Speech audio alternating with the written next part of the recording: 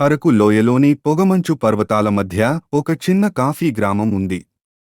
అక్కడ ఇద్దరు స్నేహితులు, బాలు మరియు తరుణ్, కాఫీ తోటల్లో పనిచేస్తూ పెరిగారు.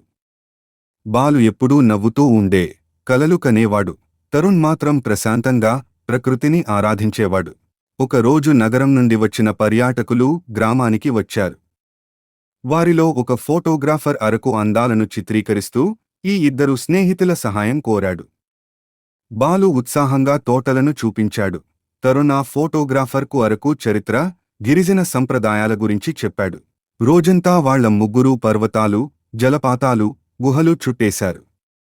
సాయంత్రం సూర్యాస్తమయం సమయానికి ఆ ఫోటోగ్రాఫర్ అంది, "ఈ లోయలోని కాఫీ వాసన కంటే మీ స్నేహం వాసన ఎక్కువ."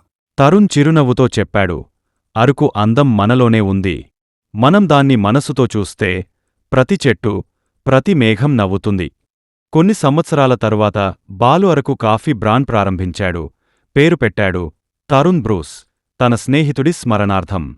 అరకులోని ప్రతి కప్పు కాఫీ ఇప్పుడు వారి స్నేహం సువాసనను గుర్తుచేస్తుంది.